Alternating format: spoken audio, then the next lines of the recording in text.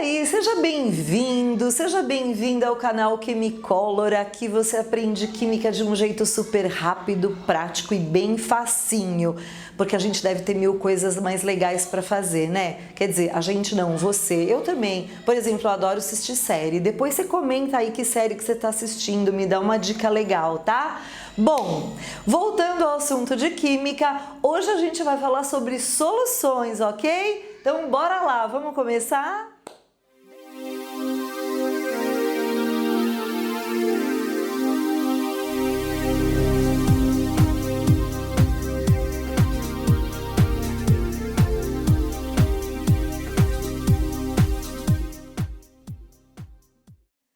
Então, gente, vamos falar sobre soluções. Bom, o que vem a ser uma solução? Quer ver como é que você sabe o que é uma solução? Você faz leite com Nescau em casa ou Toddy? Isso é uma solução. Não fala que não, tá? Que senão me quebra. Mas você já deve ter visto alguém fazer isso, né? Isso é uma solução. Então, a gente pega o leite, que no caso é o solvente, que vai diluir o Nescau ou o Toddy, que é o meu soluto. Na verdade, na hora que a gente mistura ali, eu faço uma solução. A solução é uma mistura homogênea, porque depois eu não enxergo mais quem é o leite e quem é o Nescau ou o Toddy, tá? Então, tudo que a gente mistura e fica uma mistura homogênea, onde eu não enxergo mais quem é um, quem é o outro, é uma solução. Se eu misturar óleo na água, por mais que eu misture, parou, dá um tempinho, não tem jeito, o óleo não mistura na água, a gente vai tá lá vendo duas fases, então é uma mistura heterogênea, não é uma solução. Então é só pensar, misturou, eu não consigo ver quem é um, quem é outro, é uma mistura homogênea, então é uma solução, é isso, tá? Então, isso é uma solução, mistura homogênea. Aí, na mistura homogênea, tem que ficar bem característico quem é o soluto, quem é o solvente. Como solvente universal, neste conteúdo, a gente diz que é a água. Se for outro, se ele utilizar como base um outro solvente, ele vai dizer, porque existem outros solventes. Mas aqui na fisicoquímica, a gente vai utilizar sempre a água como solvente. Aliás, ela é o solvente universal. Então, uma outra coisinha que a gente faz muito na cozinha é água com sal. A gente mistura, a gente coloca outras coisas para cozinhar, mas a gente faz. Então, por exemplo, eu vou fazer um arroz. Então, eu faço uma misturinha homogênea ali quando eu coloco água e sal. Ali eu vou colocar arroz, eu vou colocar outros temperos, mas eu tenho uma misturinha homogênea. E eu misturo ali, eu não consigo mais enxergar o sal e a água. Eu já tenho ali uma solução, tá? O soluto, no caso, é o sal, o solvente é a água.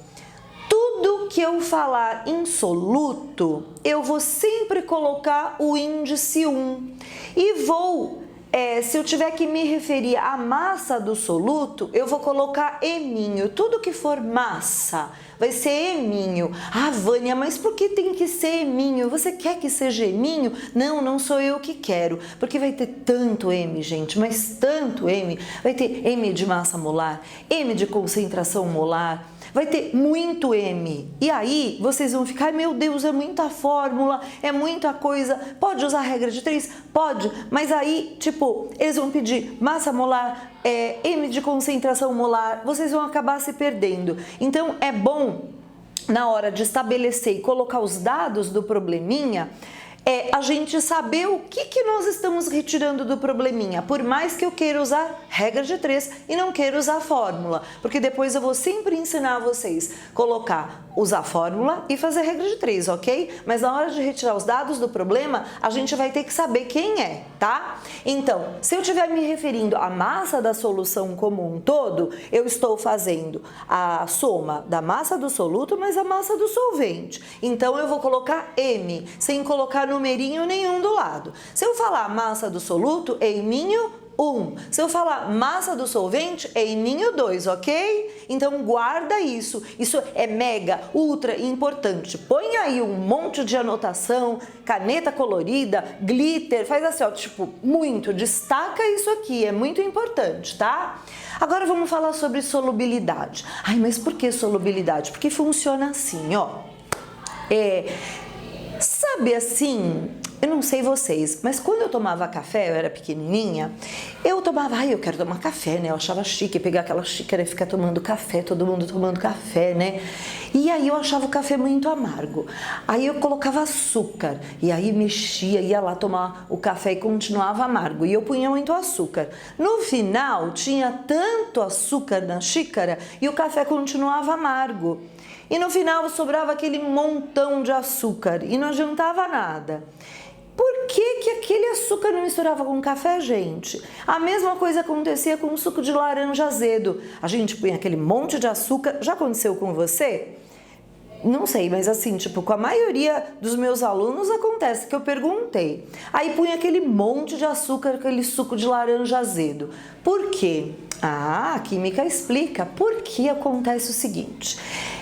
As moléculazinhas bonitinhas da água, elas têm que ficar envolvendo os cristalzinhos de açúcar para derreter, para dissolver. A gente pensa que é derreter, né? Dissolver o cristalzinho do açúcar. Se não tiver moléculazinhas de água disponíveis para dissolver o cristalzinho de açúcar, não adianta, ele vai ficar lá sobrando, que nem um bobo lá no fundo do copo, no fundo da xícara. Então, não adianta eu colocar um monte de açúcar se não tem aguinha para dissolver. E isso está relacionado à solubilidade. Então, existe uma quantidade de água suficiente para dissolver a quantidade de açúcar ou de sal, qualquer tipo de soluto que eu puser, a uma dada temperatura.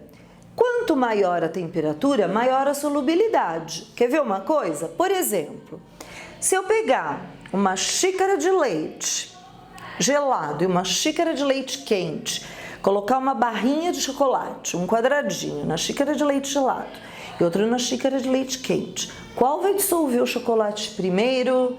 Tempo. Leite quente, acertou quem respondeu. Vai dissolver muito mais rápido. Por quê? A temperatura mais alta favorece a solubilidade. Isso. Agora, voltando ao açúcar. Se eu não tenho molécula de água suficiente para dissolver, não vai conseguir dissolver. Então não adianta eu colocar um monte de açúcar. Não vai dissolver, não tem jeito. E isso está relacionado à capacidade que eu tenho lá da água de dissolver.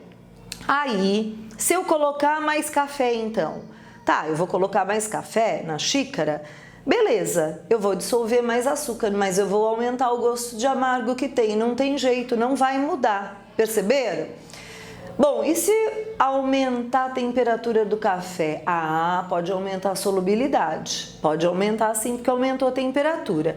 Bom, então, gente, cada sal, cada soluto tem a sua curva de solubilidade. Então, todo exercício vai dar um gráfico ou uma tabela, que numa dada temperatura, cada sal tem a sua solubilidade. Depois a gente vai resolver exercício assim, tá? A gente chama de solução saturada quando ela está no limite. Por exemplo, eu tenho a 20 graus Celsius, 100 gramas de água dissolvem 20 gramas de soluto. Se eu colocar 21 gramas, esse 1 grama cai. Perceberam? Porque não passa.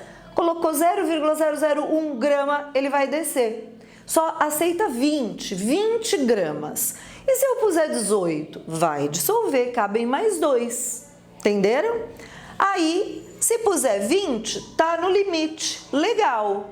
Isso é solução saturada. Tá no limite dele. Muito bem. E se, por exemplo, eu colocar mais soluto? O que vai acontecer se eu colocar mais soluto do que deve? Vai acontecer o que acontece com o café e com a laranja azeda. Vai descer lá no fundo, eu vou ter aqui adocicado, eu vou ter uma solução saturada e o açúcar vai ficar no fundo. Então eu vou ter uma solução saturada com corpo de fundo. É um tipo de solução. Agora, e se eu colocar menos? Eu vou ter uma solução insaturada. Vai ser aquela que ainda cabe mais. Entenderam? Então, por exemplo, eu vou colocar aqui o exemplo que eu dei para vocês.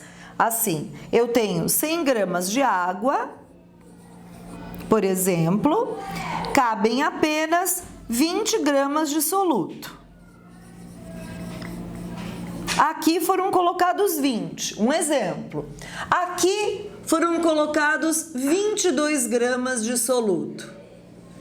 Colocaram mais do que deveria. E aqui colocamos, por exemplo, 18 gramas de soluto.